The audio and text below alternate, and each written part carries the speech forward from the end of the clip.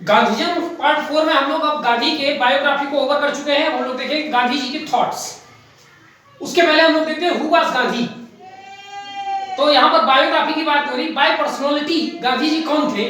तो गांधी जी एक लॉयर थे, एंटी कॉलोनियल एक्टिविस्ट यानी उपनिवेश का विरोध करने वाले कार्यकर्ता थे, पॉलिटिकल एथिसिस्ट यानी राजनीति में नैतिकता की बात करने वाले व्यक्ति, राजनीतिक नैतिक थे, सिविल राइट एक्टिविस्ट जो नागरिक अधिकार है उनका समर्थन करने वाले व्यक्ति थे, जर्नलिस्ट थे, एनार्किस्ट थे, अराजकतावादी, ऑलरेडी हम लोग पहले डिस्कस कर चुके हैं, नेशनलिस्ट थे, एक राष्ट्रवादी थे, दार्शनिक फिलोसफर थे और सबसे बड़े एक ह्यूमनिस्टिक यानी एक मानवतावादी व्यक्ति थे। तो ये कुछ गांधी जी की महत्वपूर्ण यहाँ पर हम लोगों ने देखा कि विशेषताएं या गांधी जी के अंदर जो मल्टी पर्सनालिटीज थी वो ये सारी बातें। What is Gandhism? अब गांधीवाद क्या है?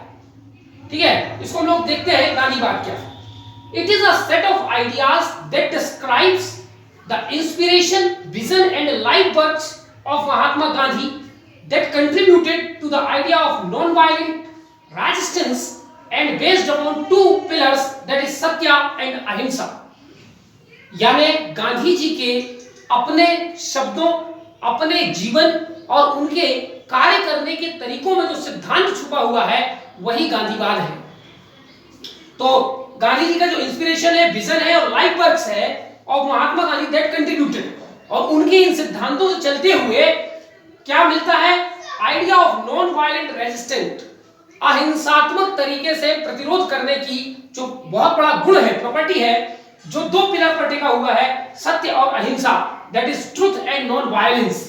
तो इन बातों को गांधीवाद कहा जाता है। कुल मिलाकर के गांधी जी अपने जीवन में खुद कैसे थे, खुद वो कौन सा एक्शन करते थे, उनके विचार क्या थे, वो अपने जीवन में किन बातों से इंस्पायर होकर के किस प्रकार का थॉट एक्सप्रेस करते थे, तो गांधी जी के इन्हीं सभी विचारों, उनके सभी एक्शंस का जो समूह है उसको हम गांधीवाद के नाम से जानते हैं।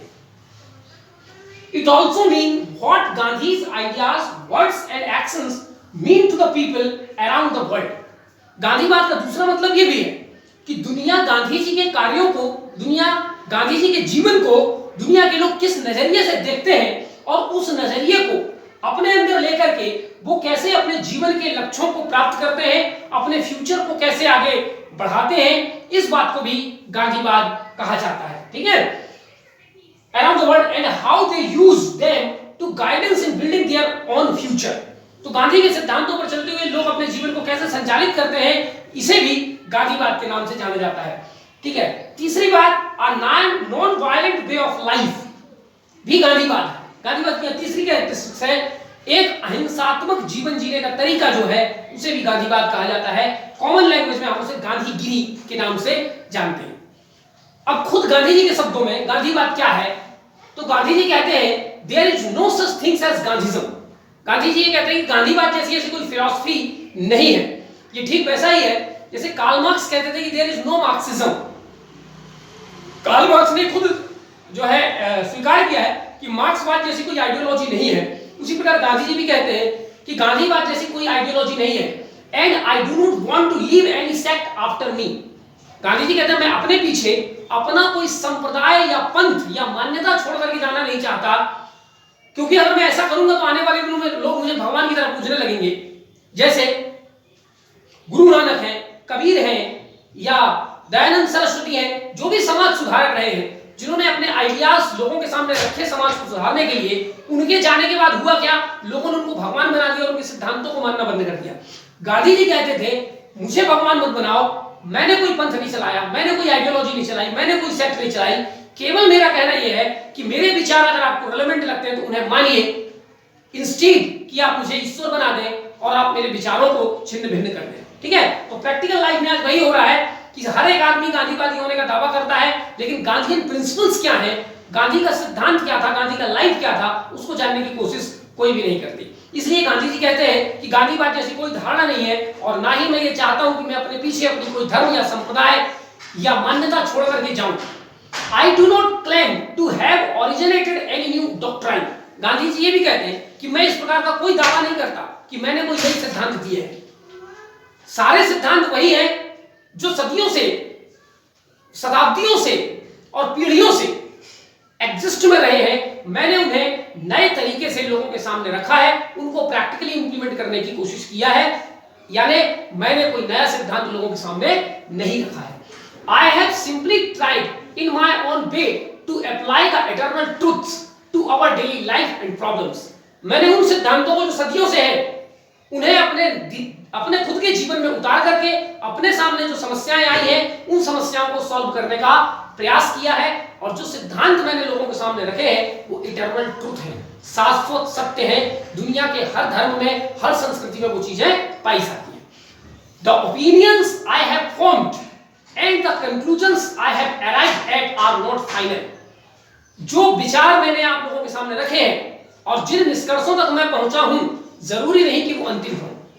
आने वाले समय में चेंजिंग पर्सपेक्टिव में उन सिद्धांतों में भी बदलाव किए जा सकते हैं, यानी वो फाइनल नहीं है। यानी गांधी जी यहाँ अपने जो उनको मानने वाले लोग हैं, जो गांधीवादी लोग हैं, उनको एक तरीके से ये भी कहते हैं कि केवल मेरे शब्दों पर भरोसा मत करना, आने वाले समय में जो सत्य मैंने कहा है हो सकता है वह सत्य बदल जाए, जिसे मैं असत्य मानता था हो सकता है वह सत्य हो जाए। इसलिए ये कुल मिलाकर के गांधी के अपने विचार में गांधीवाद क्या है, यानी गांधीवाद उनके विचार में कुछ नहीं है। मैंने अपने लाइफ में जो कुछ महसूस किया वो मैंने लोगों के सामने रख दिया, उसी को लोगों ने गांधीवाद का नाम दे दिया। Is it clear? Gandhian philosophy. अब गांधीवाद में हम लोग पढ़ेंगे क्या, गांधी जी की फिलॉसफीज क्या क्या थी, उनकी थॉट्स क्या क्या थे, उनके आइडियाज क्या क्या थे। ठीक है, तो बहुत लंबी चौड़ी आइडिया है। गांधी जी ने बहुत सारे विषयों पर अपने विचार रखे हैं, और सबसे बड़ी बात यह है कि उन्होंने कोई सिस्टमेटिक तरीके से ये विचार नहीं रखे। गांधी जी के विचार उनके पत्र पत्रिकाओं, हरिजन, इंडियन ओपिनियन और यंग इंडिया जैसे पत्र पत्रिकाओं के माध्यम से पता चलता था, गांधी जी के भाषणों के माध्यम से पता चलता था, गांधी जी ने जो चिट्ठियां लिखी हैं उनसे पता चलता था, गांधी जी ने जो ऑटोबायोग्राफी अपनी खुद की लिखी है उससे पता चलता है। तो गांधी जी ने घर में बैठ करके और एक टाइटल देकर के गांधीवाद और उसके सारे सिद्धांत ड्रॉ किए हैं, ऐसा नहीं है। उन्होंने प्रैक्टिकल लाइफ में जो जो कुछ किया है और क्या किया वो पता चलता है उनकी ऑटोबायोग्राफी से, उनके लेटर से, उनके तमाम जो जानने वाले लोग हैं उनके विचारों से पता चलता है कि गांधी जी क्या थे। तो उनके विभिन्न समय में विभिन्न जो उन्होंने बातों की चिट्ठी लिखा उससे पता चलता है कि गांधी जी के विभिन्न विषयों पर विचार क्या थे। ठीक है, तो किन किन विषयों पर गांधी जी ने अपने विचार रखे हैं और जिनके बारे में हमको पढ़ना समझना है। पहला ट्रूथ एंड सत्याग्रह, सत्य एवं सत्याग्रह। दूसरा नॉन वायलेंस दैट इज अहिंसा। रिलीजन यानी कि धर्म। वेजिटेरियन यानी कि शाकाहारवाद। फास्टिंग यानी उपवास। एंड मींस, साध्य एवं साधन में गांधी जी का क्या विचार है, लोग आगे पढ़ेंगे। राइट्स एंड ड्यूटीज यानी कि अधिकार एवं कर्तव्य पर गांधी जी का क्या मानना है। विमेन यानी महिलाओं के बारे में गांधी जी का क्या विचार है। डेमोक्रेसी लोकतंत्र के बारे में। अनटचेबिलिटी छुआछूत और अन्य सामाजिक बुराइयों के बारे में गांधी जी की क्या विचारधारा है, हम उनको देखेंगे। ठीक है, यहीं पर हम लोग वर्ण सिस्टम के बारे में भी देखेंगे, गांधी जी का वर्ण सिस्टम के बारे में क्या मानना है। तो कुछ और चीजें छूट गई है जिसको आप लोग इंक्लूड कर सकते हैं। ठीक है, तो गांधी जी ने वर्ण सिस्टम पर भी बहुत इंपॉर्टेंट बात कही है, तो वर्ण सिस्टम पर भी हम लोग देखेंगे। सेलिबेसी यानी ब्रह्मचर्य के बारे में गांधी जी का क्या विचार है। एजुकेशन शिक्षा पर। इकोनॉमिक्स माने अर्थशास्त्र पर गांधी जी के क्या विचार है। पॉलिटिक्स एंड एथिक्स राजनीति एवं नैतिकता का क्या संबंध है। स्वराज गांधी जी के मामले में स्वराज क्या है, सर्वोदय क्या है। ठीक है, स्वदेशी मूवमेंट भी गांधी जी ने चलाया, तो यहां पर आप एक और पॉइंट जोड़ सकते हैं, स्वदेशी। ठीक है, ट्रस्टीशिप यानी न्यासिता का सिद्धांत क्या है गांधी जी का। और स्टेट राज्य के बारे में गांधी जी का क्या विचार है, और उसी में हम लोग पढ़ेंगे राम राज्य की गांधी जी की संकल्पना क्या है। मॉडर्निटी आधुनिकता के विचार गांधी जी के। फिर देखेंगे इंडियन नेशनल कांग्रेस के बारे में गांधी जी क्या बोलते हैं, और फिर देखेंगे सिविलाइजेशन यानी सभ्यता के बारे में गांधी जी के क्या विचार है। और इसके अलावा भी हम जब इनके बारे में डिस्कस करेंगे तो उन्हीं के भीतर और भी कई विषयों पर, जैसे ईश्वर क्या है, तो जब हम धर्म पर चर्चा करेंगे तो ईश्वर के बारे में भी चर्चा करेंगे। तो ये तमाम बातें हम लोग और जो बीच में है वो इनकॉर्पोरेट होता जाएगा। मेजर ये गांधी जी के फिलॉसफीज या आइडियाज हैं जिन पे हमको गंभीरता से जानना है और समझना है, तब हम समझ पाएंगे कि गांधी कौन है। गांधी हमारे देश में राष्ट्रपिता तो है, लेकिन आज दुनिया में one of the most popular figure में से एक है। तो हमें समझना है हमारे देश के व्यक्ति हैं, हमारे गौरव है, इसलिए हमें जानना है कि वो कौन है, उनके विचार क्या हैं, और उनको अपने जीवन में जहां तक हो सके उतारने की कोशिश करना है। और बदले हुए परिस्थितियों में यदि गांधी जी के विचारों में हमें लगता है कि कुछ बदलाव किया जा सकता है, तो हम अपने लेवल पर करते हुए, क्योंकि गांधी जी ने खुद कहा है कि जो मैं कह रहा हूं वो फाइनल नहीं है, तो ऐसा नहीं कि ब्लाइंडली गांधी जी ने जो कहा उसको हम फॉलो करें। ठीक है, देखते रहिए। Sources of Gandhian thoughts, Gandhi ji ने जो विभिन्न विचारधाराएं दिए हैं या वो जो अपने जीवन में करते थे, उनके पीछे उनके जो सोर्सेस ऑफ इंस्पिरेशन थे वो कौन थे? तो सबसे पहले भगवत गीता। भगवत गीता से गांधी जी ने क्या सीखा? डॉक्ट्राइन ऑफ कर्म, कर्म का सिद्धांत गांधी जी ने सीखा। गांधी जी के लिए मनुष्य के लिए कर्म से बड़ा योग कोई नहीं है, और गीता में भी लिखा है योगा कर्मः कौशलम, ठीक है, यानी योग कर्म का कौशल ही योग है, ठीक है। तो योग कर्म योग का सिद्धांत गांधी जी ने गीता से सीखा। कुरान से गांधी जी ने क्या सीखा? Brotherhood and fraternity. Gandhi ji सभी धर्मों को मानने वाले व्यक्ति थे, सभी धर्मों की किताबों को पढ़ा है और सभी धर्मों को समान दृष्टि से देखते थे। तो ब्रदरहुड एंड फ्रेटर्निटी यानी भाईचारा और बंधुत्व की भावना कुरान से गांधी जी को मिलती है। बाइबल से उन्हें मिलती है सेल्फ सेक्रीफाइस, आत्म बलिदान, स्वयं को बलिदान करने की जो प्रेरणा है गांधी जी को बाइबल से मिलती है। जैनिज्म और बुद्धिज्म से गांधी जी ने नॉन वायलेंस सीखा, यानी यहां पर आप देखिए लगभग सभी धर्मों को गांधी जी ने अध्ययन किया हुआ, तभी ना प्रभावित हुए, ठीक है। तो हमें एक संकीर्ण धार्मिक कट्टरवादी बनकर के काम नहीं करना है, हमें सभी धर्मों को जानना है, समझना है, और सभी धर्मों का अल्टीमेट गोल एक ही है। वो हम तभी समझ पाएंगे जब हम सभी धर्मों को एक मानेंगे, सभी धर्मों का गहनता से अध्ययन करेंगे और ब्लाइंडली किसी चीज को फॉलो नहीं करेंगे। अगला छांदोग्य उपनिषद। छांदोग्य उपनिषद से गांधी जी ने स्वराज की संकल्पना सीखी। आर्य समाज से स्वदेशी की भावना। हेनरी सॉल्ट, इनके बारे में लोग पहले ही पढ़ चुके हैं। हेनरी सॉल्ट से उन्होंने वेजिटेरियन शाकाहार सीखा है। हेनरी थॉरो से सिविल डिसोबीडियंस मूवमेंट सीखा है। टॉलस्टॉय से बहुत सारी चीजें सीखी है, पैसिव रेजिस्टेंस सीखा है, लव सीखा है, नॉन वायलेंस सीखा है, ठीक है, बहुत सारी चीजें टॉलस्टॉय से हम लोग पहले भी चर्चा कर चुके हैं। जॉन रस्किन से हम लोग आगे देखेंगे ब्रेड लेबर का कॉन्सेप्ट, ये क्या है ब्रेड लेबर, और सर्वोदय का सिद्धांत भी जॉन रस्किन से गांधी जी ने सीखा है। इसके अलावा पिछले वीडियो में भी मैंने बता दिया है कि जॉन रस्किन की जो किताब थी अनटू द लास्ट, उससे उन्होंने ग्राम स्वराज, इकोनॉमिक्स, ऐसे बहुत सारे कॉन्सेप्ट गांधी जी ने यहां से सीखा है। रामचरितमानस से गांधी जी ने राम राज्य की संकल्पना सीखी, ठीक है। तो जब आप लोग इसका नोट्स बनाएं तो आप लोग जैनिज्म, बुद्धिज्म और छांदोग्य उपनिषद के बाद रामचरितमानस को रखिएगा। तो सारे जो रिलीजियस सोर्सेस हैं वो सबसे पहले रख देंगे और बाद में फिर जो वेस्टर्न सोर्सेस हैं आप उनको रख दीजिए। उनकी मदर को भी थोड़ा पहले रख दीजिए। मदर से उन्होंने अपनी फास्टिंग सीखा और जीवन में प्योरिटी क्या है ये सीखा। एडवर्ड कारपेंटर से उन्होंने सीखा क्रिटिक्स ऑफ मॉडर्निज्म। तो ऐसे बहुत सारे सिद्धांतों से गांधी जी प्रभावित हुए।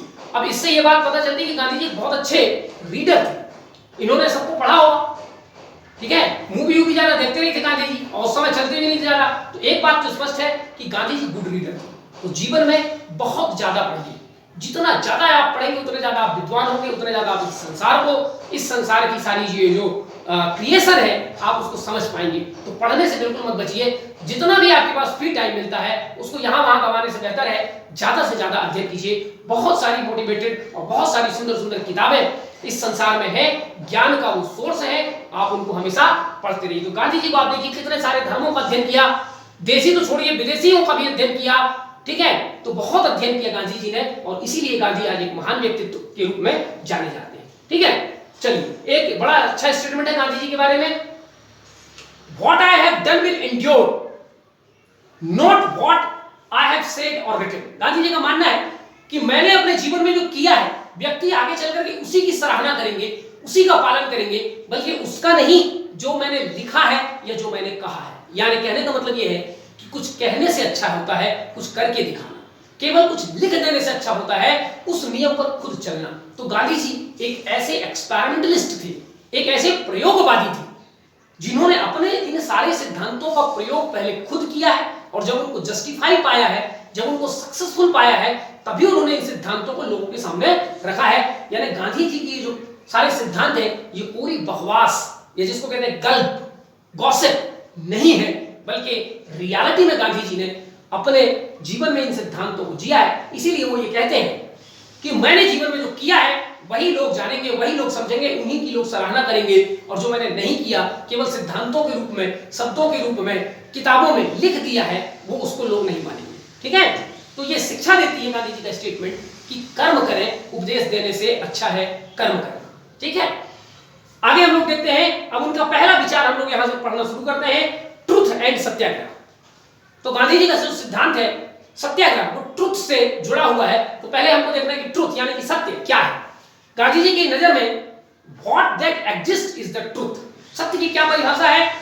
जिसका अस्तित्व है वही सत्य है, और जिसका अस्तित्व नहीं है वह सत्य नहीं है। यानी what that exist is the truth and that does not exist is untruth.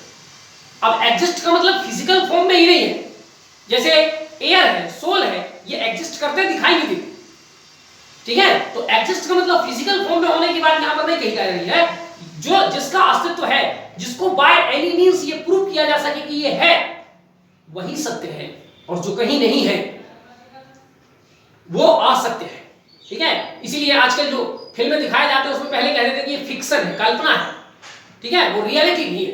तो what that is not real is not truth, ठीक है। Truth is God. Gandhi ji का मानना है कि ट्रुथ क्या है? जिसका अस्तित्व है वही ट्रुथ है, ठीक। तो एक दिन ऐसा आना है जब सबका अस्तित्व नष्ट हो जाएगा, लेकिन किसका अस्तित्व अल्टीमेटली रह जाएगा? ईश्वर का। इसलिए अंतिम सत्य क्या है? सारे सत्य समय के साथ बदलते रहते हैं, सारे सत्य एक दिन मिट जाएंगे, लेकिन गांधी जी का मानना है कि एक ऐसा सत्य है, इटर्नल है, जो सदियों से वैसा रहा है जैसा पहले था, आज है और आने वाले दिनों में रहेगा। यह सत्य ना समय के साथ बदलता है, ये एब्सोल्यूट ट्रुथ है। तो गांधी जी आगे बताते हैं कि ट्रुथ दो प्रकार के होते हैं। एक जो हम अपने दैनिक जीवन में चारों तरफ देखते हैं और हम अपनी सेंसेस से जो बात समझ पाते हैं, उनको गांधी जी बोलते हैं ये रिलेटिव ट्रुथ है, लेकिन उसके पीछे एक एब्सोल्यूट ट्रुथ भी है। Is it clear? ठीक है। जैसे सावन के अंधे को सब कुछ हरा हरा दिखाई देता है, तो सावन का में जो अंधा हुआ है उसको सब कुछ हरा हुआ दिखा है। हम उसको पूछेंगे, सफेद रंग को दिखा के पूछेंगे ये कौन से रंग का है, तो बोलेगा हरा है। काला, वो भी हरा है। सारे रंग उसके सामने हरे हैं, ये उसका ट्रुथ है। लेकिन आंख वालों का ट्रुथ क्या है कि सफेद चीज सफेद है, काली चीज काली है। यहां भी दार्शनिक में बड़ा मतभेद है, ठीक है। यदि ये बोले कि कोई कलर किसी को दिखाकर के पूछा जाए और उसमें कोई इंद्रिय दोष है, यानी विजन को लेकर के कोई दोष है, जैसे वो कलर ब्लाइंडनेस से सफर कर रहा है, तो लाल नीला पीला में वो अंतर ही नहीं कर पाएगा। यानी गांधी जी का कहना है कि दैनिक जीवन में इस भौतिक जगत में हम जितने सत्यों को देखते हैं, जरूरी नहीं कि वो सत्य एब्सोल्यूट हो, वो सारे के सारे सत्य रिलेटिव है। कोई कलर सफेद है, वो सफेद किसी न किसी रिस्पेक्ट में है, अल्टीमेट सफेद नहीं है। तो अल्टीमेट ट्रुथ क्या है? अल्टीमेट ट्रुथ है गॉड। इसलिए गांधी जी कहते हैं कि ट्रुथ इज गॉड। गांधी जी पहले कहा करते थे, वहां लिखा शॉर्ट में GIT माने God is truth. Gandhi ji का पहले का स्टेटमेंट था गॉड इज ट्रुथ। बाद में उसको उन्होंने बदल दिया और कहा ट्रुथ इज गॉड। इस स्टेटमेंट को बदलने के पीछे कारण क्या था कि अगर बोलेंगे गॉड इज ट्रुथ, तो ये स्टेटमेंट केवल उन्हीं के लिए है जो थीस्ट है, माने जो आस्तिक है, जो ईश्वर पर भरोसा रखते हैं। लेकिन जो ईश्वर पर भरोसा नहीं रखते, उनके लिए स्टेटमेंट सही नहीं है। इसलिए गांधी जी ने बाद में क्या कर दिया कि ट्रुथ इज गॉड, यानी आप ट्रुथ को पहले प्रेफरेंस दिया, गॉड को बाद में। अब इस सिद्धांत को वे भी मान सकते हैं जो नास्तिक है। क्यों? क्योंकि संसार में चाहे व्यक्ति आस्तिक हो, नास्तिक हो, किसी भी धर्म का हो, हर व्यक्ति के जीवन का अंतिम लक्ष्य है सत्य की तलाश, सत्य को पाना, सत्य को खोजना। चाहे आस्तिक हो या नास्तिक हो, तो सत्य की खोज करना, इससे कोई इनकार नहीं कर सकता, चाहे आस्तिक हो या नास्तिक हो। इसलिए गांधी जी ने कहा सत्य ही ईश्वर है। पहले उन्होंने कहा था ईश्वर ही सत्य है, यानी ईश्वर पर बल दिया गया था। तो जो नास्तिक लोग थे वो इस सिद्धांत को नहीं मानते थे, लेकिन जब से उन्होंने स्टेटमेंट दिया ट्रुथ इज गॉड, तब से नास्तिक लोग भी इस सिद्धांत को मानने लगे, क्योंकि उनका गॉड से भले बैर हो लेकिन ट्रुथ से बैर नहीं है। और इनडायरेक्टली गांधी जी कहते हैं कि जिस दिन आप ट्रुथ को पालोगे उसी दिन आप ईश्वर को पालोगे, ठीक है। तो यहाँ ट्रुथ का बड़ा गहरा मीनिंग है। ट्रुथ का मतलब वो नहीं है कि अगर कोई चीज हमें सफेद दिख रही है और हमने बोल दिया ये सफेद है और हम बोले कि मैंने सत्य बोला है। उस ट्रुथ के पीछे की कहानी क्या है, उस ट्रुथ के पीछे का कॉन्सेप्ट क्या है, उस ट्रुथ के पीछे भी कोई एक अल्टीमेट ट्रुथ है, उसे जानना, उसे समझना ही।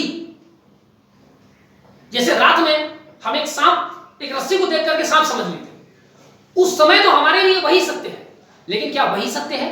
तो कहने का मतलब गांधी जी का कि जो दिख रहा है वही सत्य नहीं है, उसके पीछे भी एक ऐसा सत्य है जिसे हमें जानने का प्रयास करना चाहिए, ठीक है। नेक्स्ट बात वो कहते हैं it can be achieved by learning from his own mistakes and conducting experiments on himself. अब गांधी जी का मानना है कि सत्य को कैसे प्राप्त करोगे।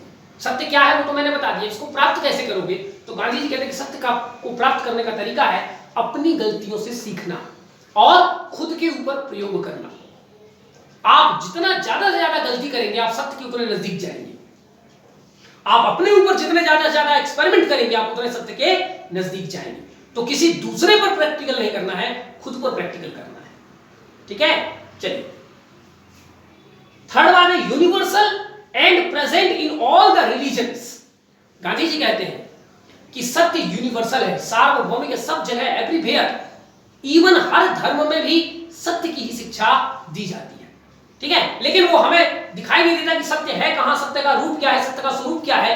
ठीक है, उसको जानने के लिए परिश्रम करनी पड़ेगी। परिश्रम कैसा करना पड़ेगा, गांधी जी ने बताया, जीवन में गलतियां कीजिए, उन गलतियों से सीखिए और खुद पर प्रयोग कीजिए, तभी हम सत्य को जान पाएंगे।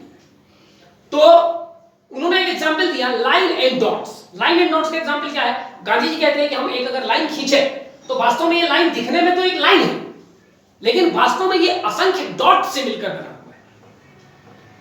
लेकिन जब हम देखते हैं तो हमें इसमें छुपे हुए डॉट्स नहीं दिखाई देते, हमें लाइन दिखाई देती है। यही अंतर है कि हम अपने चारों तरफ अपने इस फिजिकल वर्ल्ड में जो देखते हैं वास्तव में वो लाइन है, लेकिन उस लाइन में जो इनहेरेंट है, जो छुपा हुआ डॉट है, हम उस डॉट को नहीं देख पाते। यही संबंध है सत्य और असत्य का। हम चारों तरफ अपने जीवन में जो देखते हैं वो असत्य है। सत्य के दर्शन हमें कब तभी होंगे जब हम लाइन में छुपे हुए डॉट्स को देखने के लायक हो जाएंगे। इसके लिए आपको बहुत सारे प्रॉपर्टीज अपने अंदर रखने पड़ेंगे, जो गांधी जी आगे चल करके बताएंगे कि आपके अंदर सत्याग्रह होना चाहिए, आपके अंदर अहिंसा होनी चाहिए, आपके अंदर प्रेम होना चाहिए, आपके अंदर त्याग होना चाहिए। और ये सारे सिद्धांत जो गांधी जी बताते हैं, जब ये सारी फीलिंग आपके अंदर आ जाएगी, ठीक है, और ये सारी फीलिंग कैसे आएगी आपके अंदर, खुद से गलती करके सीखने से, तभी आप सत्य को जान पाएंगे। ठीक है, तो ऐसा कोई धर्म नहीं है संसार में जो ये कहे कि मैं ही सत्य को जानता हूं, बाकी कोई नहीं जानता। कोई व्यक्ति ऐसा नहीं है जो दावा करे, क्योंकि सत्य सब जगह है, सत्य सबकी अंतरात्मा में निवास करता है। उसे जानने, पहचानने और उसे बाहर निकालने की जरूरत है। और गांधी जी आगे तरीका बताएंगे कि किन किन तरीकों से आप उसको बाहर ला सकते हैं। Worshipping truth is the worship of God. तो चूंकि उन्होंने पहले ही बोल दिया कि ट्रूथ इज गॉड, तो वास्तव में जो सत्य की पूजा करता है वही ईश्वर का सच्चा पुजारी है और वही ईश्वर की सच्ची पूजा है। पूजा वो नहीं है जो हम अपने रिचुअलिस्टिक तरीके से करते हैं कि अगरबत्ती लगा दिया, नारियल लगा दिया, ठीक है, या आपने किसी भी धर्म के हिसाब से आपने उसको फॉलो कर लिया और हम कहते हैं यही वर्शिपिंग ऑफ गॉड है। गांधी जी कहते हैं नहीं, जीवन में सत्यता के साथ रहिए, जीवन में अहिंसा के साथ रहिए, प्रेम के साथ रहिए, करुणा के साथ रहिए, मानवीय गुणों से युक्त रहिए, यही सत्य है। क्योंकि अल्टीमेटली आपके चले जाने के बाद, यानी इंसान के इस दुनिया से चले जाने के बाद, ना उसकी संपत्ति रह जाती, ना उसने जो कुछ फिजिकल रूप में संचित किया है कुछ भी नहीं रह जाता। घर द्वार, संसार, खेत बाड़ी, सब कुछ उस व्यक्ति के साथ नहीं जाता। उस व्यक्ति के साथ जाता है जो ट्रुथ है। और ट्रुथ क्या है, उसके प्योर कर्मा, उसका नॉन वायलेंस सिद्धांत, उसने इस मानव जीवन में दूसरों के लिए क्या सैक्रिफाइस किया, यही उसके साथ, उसके जाने के बाद भी यहाँ पर लोग उसकी उन क्वालिटीज के लोग से के रूप में उसको जानते हैं। इसलिए वर्शिप किसकी करनी है, वर्शिप ईश्वर की नहीं करनी है, वर्शिप ट्रुथ की करनी है। ट्रुथ की वर्शिप करने से ही ईश्वर की वर्शिप अपने आप हो जाती है। तो ये कुछ महत्वपूर्ण गांधी जी के सिद्धांत हैं, ठीक है, जो काफी हद तक फिलॉसफिकल और स्पिरिचुअलिटी से भरे हुए गांधी जी का सिद्धांत है। इसलिए गांधी जी को हम आगे बोलेंगे कि ये पॉलिटिक्स का भी स्पिरिचुअलाइजेशन किया है गांधी जी ने। और गांधी जी का मानना है कि where there is no spiritualism there is nothing. आध्यात्म जीवन के हर एक चरण में होना ही होना चाहिए। आज मैनेजमेंट में, आज एडमिनिस्ट्रेशन में, आज पॉलिटिक्स में लोग बात करते हैं कि यहाँ स्पिरिचुअलिटी का कोई काम नहीं है। गांधी जी बोलते हैं इसीलिए ये अनाचार फैला हुआ है, क्योंकि हम स्पिरिचुअलिटी से दूर हो रहे हैं। ठीक है, तो ये कुछ सिद्धांत है। आगे हम और भी थोड़ा सा ट्रुथ के बारे में बचा हुआ है, हम उसके बारे में सब और समझेंगे। और जब हम ट्रुथ को जान जाएंगे कि ट्रुथ क्या है, तब हम देखेंगे सत्याग्रह, जो कि कंप्लीटली ट्रुथ पर बेस्ड है। Till then, thank you.